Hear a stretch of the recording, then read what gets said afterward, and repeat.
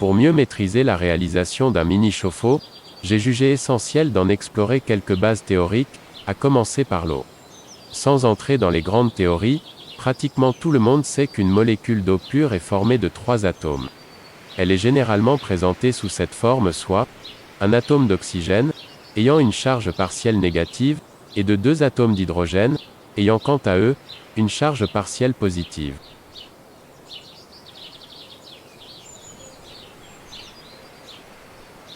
Précisons tout de même que l'eau pure n'est pas présente dans la nature et doit être obtenue par des processus physiques.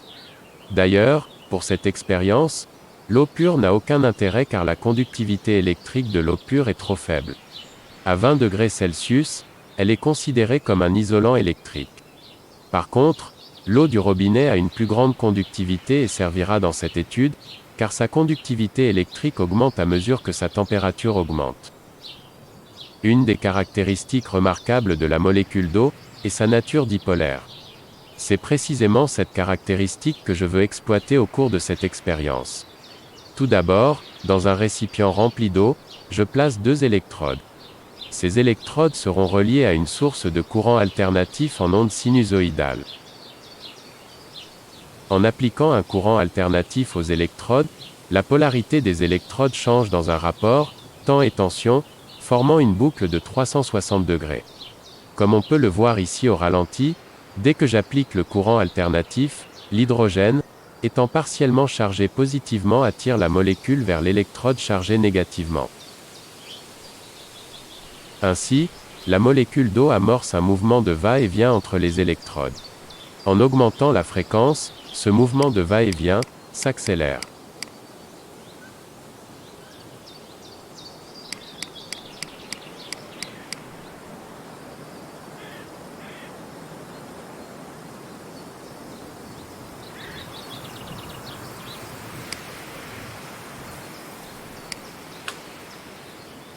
Bien entendu, une seule molécule d'eau en mouvement n'a pas grand effet. Savez-vous combien une seule goutte d'eau peut contenir de molécules? Le volume moyen, accepté par les scientistes, d'une goutte d'eau, est exactement de 0,05 ml.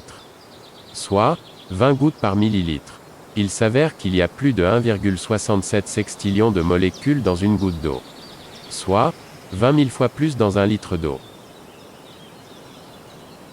On peut facilement imaginer qu'avec une telle densité moléculaire, et qu'il y a mouvement de va-et-vient entre ces molécules, il y a forcément un phénomène de friction entre les molécules. C'est ce qu'on appelle la friction moléculaire. Peu importe la matière, dès qu'il y a friction, il y a élévation de la température.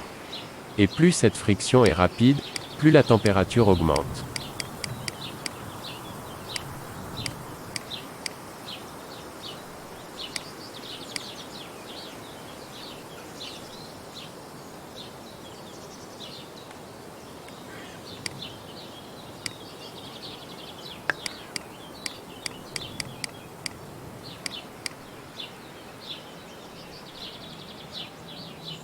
Comme le but de cette expérience est d'arriver à faire chauffer de l'eau, il faut savoir que pour réchauffer un litre d'eau, de 1 degré Celsius, il faut 4,18 kJ.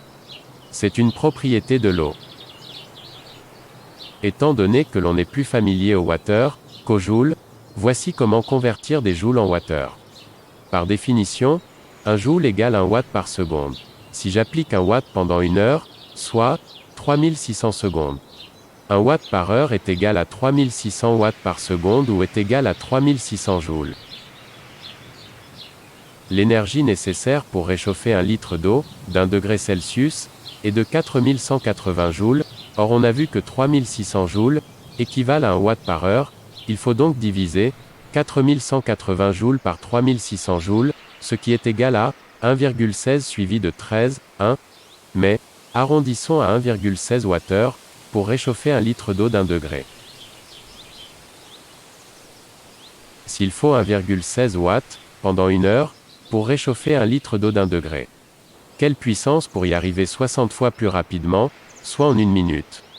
On n'a qu'à multiplier 1,16 Wh par 60, ce qui est égal à 69,6 Wh, ou, diviser 4,180 joules par 60 minutes, ce qui égale 69,6 Wh. Et si je voulais y arriver encore plus rapidement, soit en 1 seconde, on n'a qu'à multiplier 1,16 Wh par 3600 égale 4176 Wh, ou plus précisément, diviser 4180 joules par 1 seconde, ce qui égale 4180 Wh, ou 4,18 kW par heure. Maintenant supposons qu'on a 1 litre d'eau à une température de 0 degrés Celsius, et je veux l'amener à ébullition, soit à 100 degrés Celsius. J'ai donc un écart de 100 degrés. Or, on a vu qu'avec une puissance de 4180 Wh, la température d'un litre d'eau s'élève de 1 degré par seconde. Avec cette puissance de 4180 Wh, combien de temps faudra-t-il pour amener le litre d'eau de 0 degrés Celsius à 100 degrés Celsius? On n'a qu'à multiplier l'écart, 100 degrés, par le temps, 1 seconde. 100 degrés multiplié par 1 seconde est égal à 100 secondes, ou 1 minute 40 secondes. Si vous trouvez que je vais trop vite, libre à vous de faire une pause, de revenir en arrière, et même de faire des captures d'écran.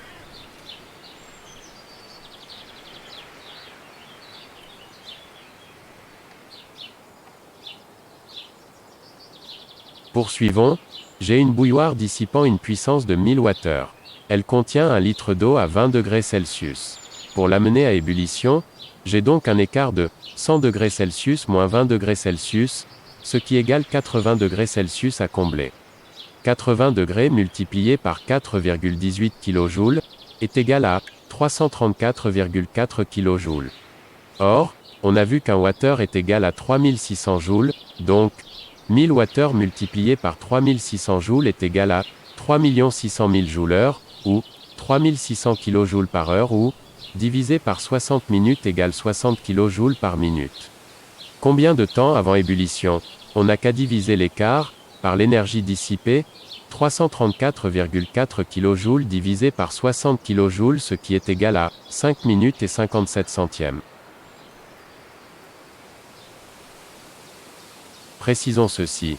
On parle de 5 minutes et 57 centièmes de minute, pas de 5 minutes et 57 secondes.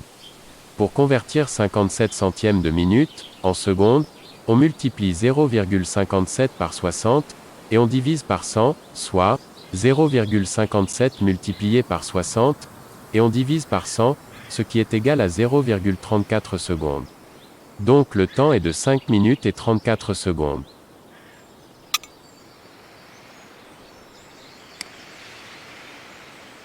Dans la vidéo qui va suivre, on comprendra qu'en appliquant aux électrodes un courant alternatif, comme je l'ai déjà expérimenté, à une fréquence de 60 cycles par seconde, le va-et-vient des molécules entre les électrodes provoque une friction moléculaire. Cette friction crée un effet de Joule qui augmente la température de l'eau. On parle d'une réaction thermodynamique, non pas d'électrolyse comme c'est le cas lorsque l'on applique aux électrodes un courant continu. Jusqu'à maintenant, certains affirmaient qu'il y avait électrolyse, donc production de dihydrogène et de dioxygène même avec du courant alternatif.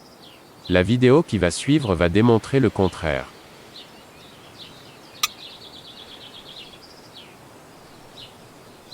Un chauffe-eau réinventé. Si je vous disais qu'il est possible de faire bouillir de l'eau sans éléments calorifiques chauffants tels qu'une cuisinière, sans gaz, sans la moindre flamme, sans induction, sans micro-ondes. Dans cette présentation, je vais vous montrer comment faire bouillir de l'eau avec 2 cuillères à soupe. Bien entendu, pour commencer ça prend 2 cuillères à soupe. Autant que possible en acier inoxydable. Un bâton de popsicle, ou si vous préférez, des bâtonnets à bricolage, plus un petit bout de bâton. En guise d'espaceur, ou isolateur. Du tube thermo-rétractable dans lequel on insère les 2 bouts de bois. Puis on chauffe. On place cet isolateur entre les 2 cuillères, et on enroule un élastique autour pour les maintenir en parallèle. On perce un trou à chaque extrémité du manche des cuillères. C'est pour faciliter leur branchement.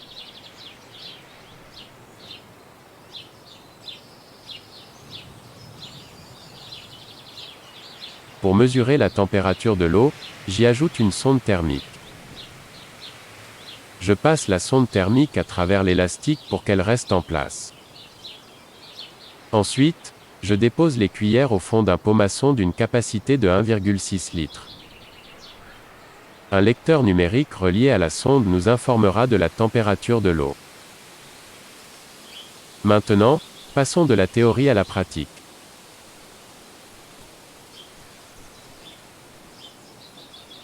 Nous sommes prêts à procéder à cette nouvelle expérience.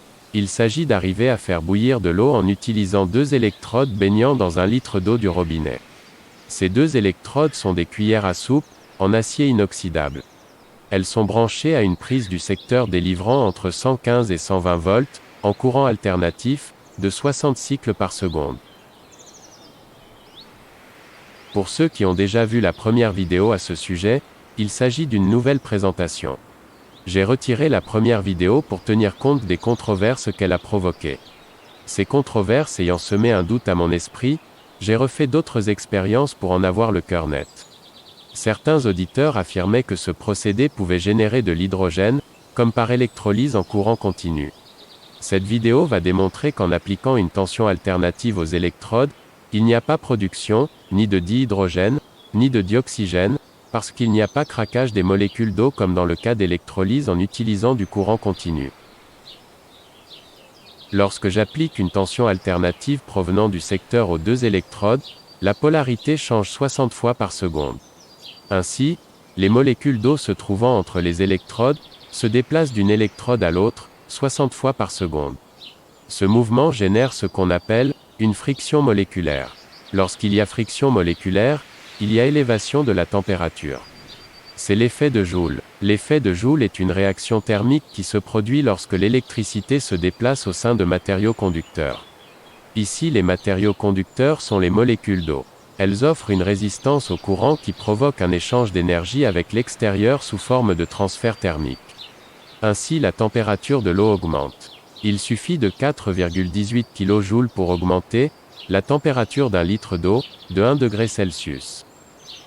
Ici, j'ai un pot maçon d'une capacité de 1,6 litre, dans lequel j'ai versé 1 litre d'eau du robinet, qui se trouve actuellement à température ambiante de 22,5 degrés Celsius.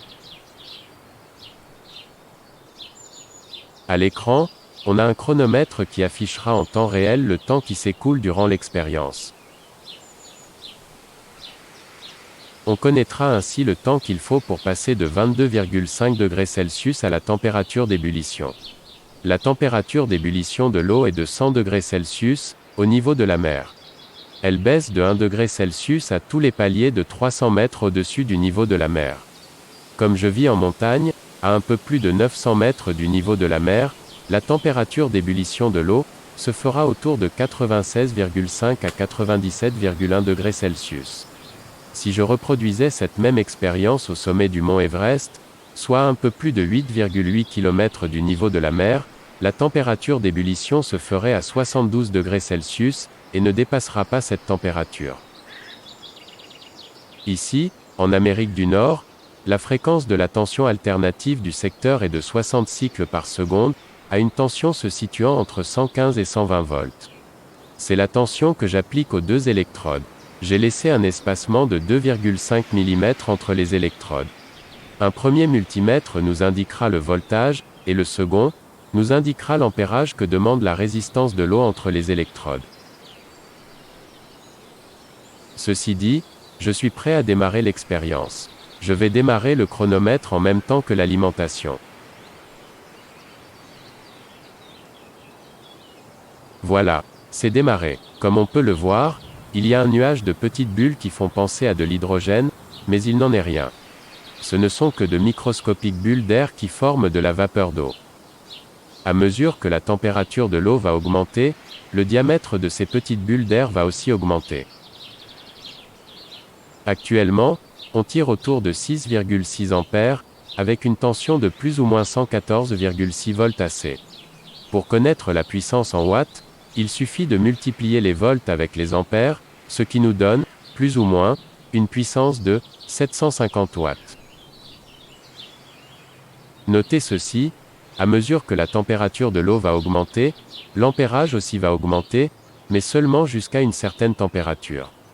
car dès que les bulles d'air se feront de plus en plus grosses, elles auront pour effet de diminuer la superficie de l'eau en contact avec les électrodes. Cela augmentera la résistance entre les électrodes et diminuera l'ampérage. Au départ, lorsque l'eau était à 22,5 degrés Celsius, les électrodes demandaient plus ou moins 6 ampères. L'ampérage est en hausse à mesure que la température de l'eau augmente. Mais, cet ampérage va baisser de moitié, soit, autour de 3 ampères lorsque l'eau atteindra la température d'ébullition.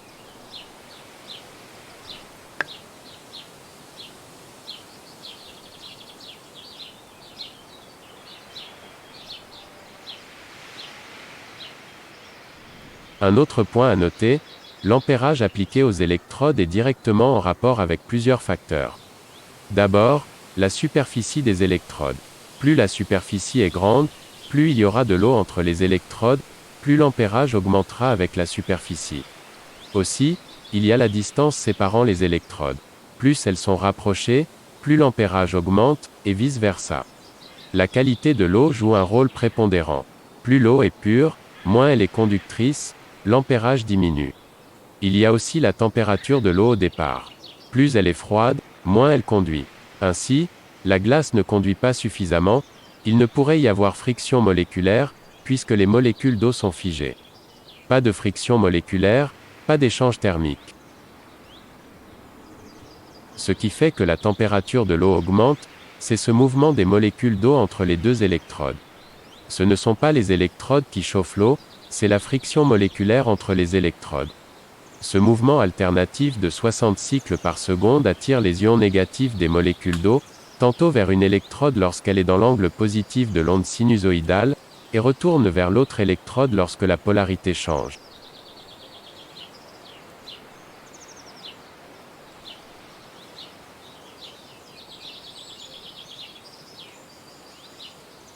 Maintenant, à 3 minutes du début de l'expérience, on a atteint les 55 degrés Celsius. L'ampérage frôle les 8 ampères à 117 volts, donc une puissance de plus ou moins 900 watts.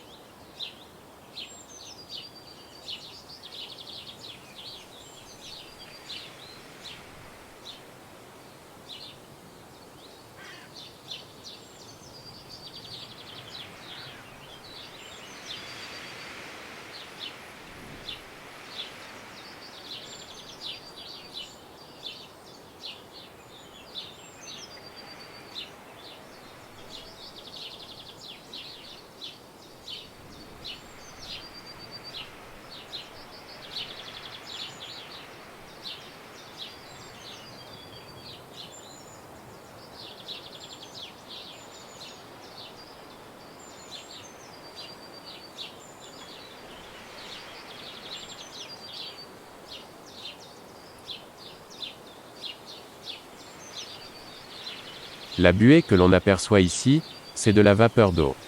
Le but de cette expérience est de réaliser une bouilleuse qui va transformer l'eau du robinet en vapeur. Cette vapeur d'eau passera à travers un condenseur, qui la recondensera en eau. Cette eau deviendra de l'eau distillée. Elle servira d'électrolyte pour mes expériences avec l'hydrogène. À 4 minutes 30, l'eau a atteint les 71,6 degrés et l'ampérage se stabilise à un peu plus de 8 ampères. Plus la température de l'eau va augmenter, plus les bulles d'air seront grosses. Plus les bulles d'air seront grosses, plus elles chasseront l'eau entre les électrodes. La résistance va augmenter, l'ampérage va diminuer mais la température va quand même continuer à augmenter.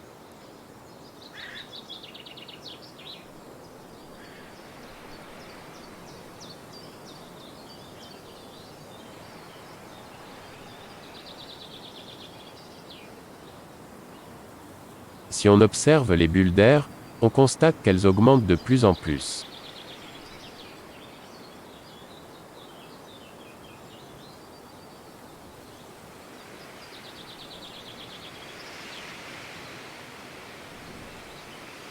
On a déjà atteint les 81 degrés, en 5 minutes 30.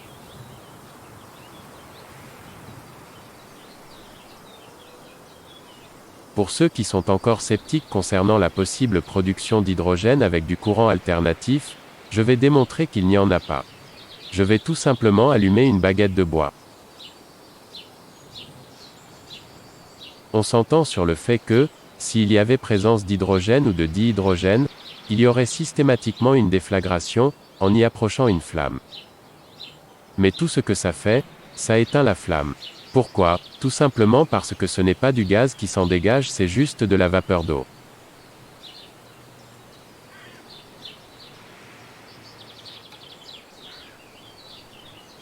S'il y avait présence d'hydrogène, elle s'enflammerait. S'il y avait présence de dihydrogène et de dioxygène, il y aurait explosion. Ce qui prouve que le seul gaz présent c'est de la vapeur d'eau. Dans les commentaires, on m'avait demandé si j'avais déjà consulté l'étude de Ricardo. Eh bien oui, je l'ai consulté. Cette expérience confirme ces théories. C'est-à-dire qu'à partir du moment où il n'y a pas craquage des molécules, il n'y a pas de production de gaz.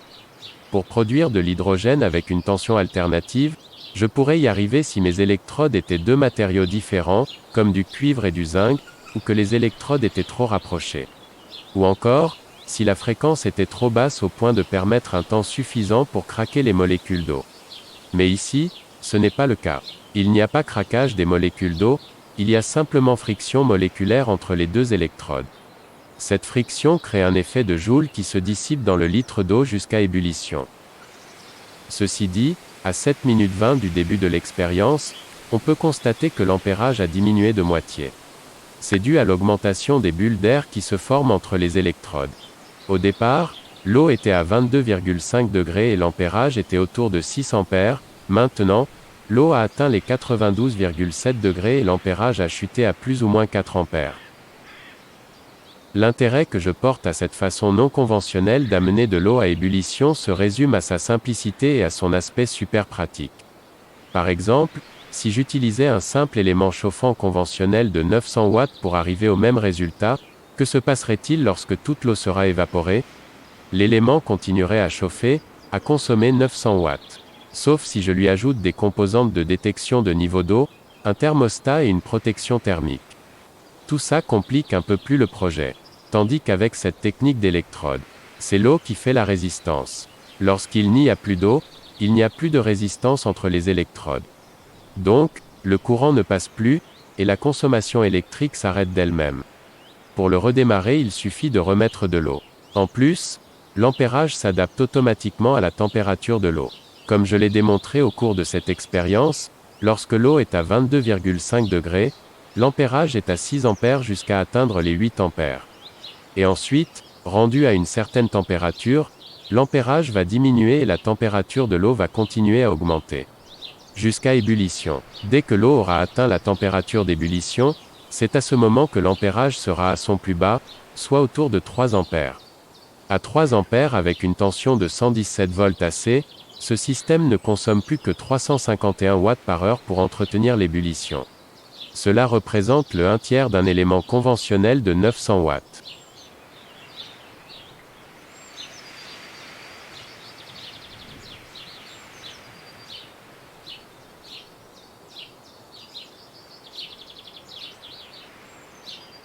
Actuellement, la température de l'eau dépasse les 96,6 degrés, après plus ou moins 9 minutes 30. La consommation est de 120 volts, multipliée par 3 ampères, pour une puissance de 360 watts.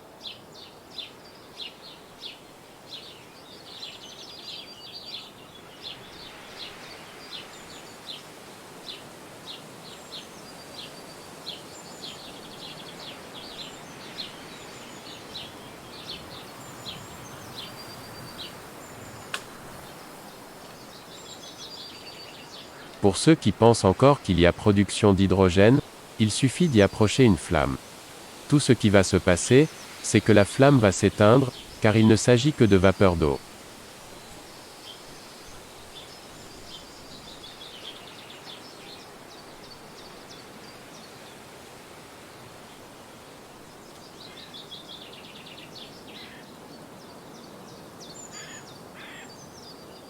On est maintenant rendu à 10 minutes 30 et la température de l'eau est à 96,8 degrés, encore légèrement en hausse.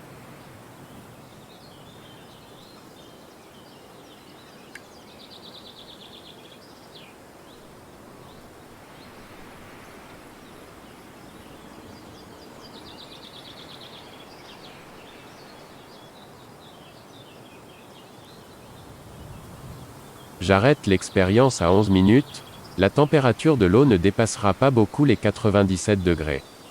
À 11 minutes depuis le début de cette expérience, l'ampérage est à son plus bas. Plus ou moins 3 ampères à 120 volts AC. Elle gardera cette intensité tant qu'il y aura de l'eau entre les électrodes. Mais l'eau continuera à bouillir. Sa température ne dépassera pas les 97 degrés car je suis à plus ou moins 900 mètres du niveau de la mer. Par contre, si je coupe l'alimentation, l'eau cesse immédiatement de bouillir. Dès que je remets le courant, elle se remet à bouillir instantanément.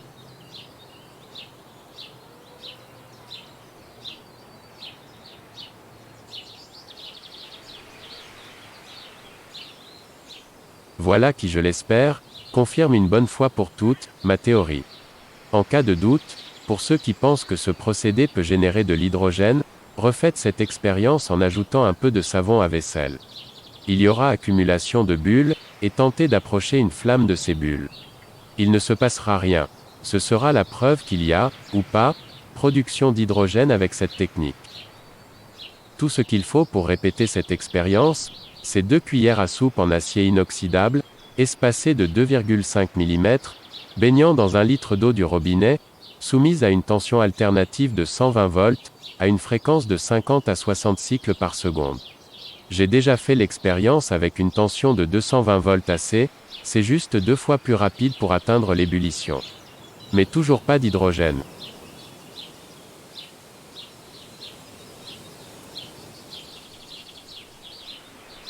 En espérant que cette présentation vous a été utile et instructive. Si oui, cliquez sur j'aime. N'hésitez pas à nous laisser des commentaires, et surtout, je vous invite à vous abonner car ça nous encourage à poursuivre dans cette direction. Merci de votre attention, et je vous dis, à très bientôt pour une autre édition de Easy Weekend Project.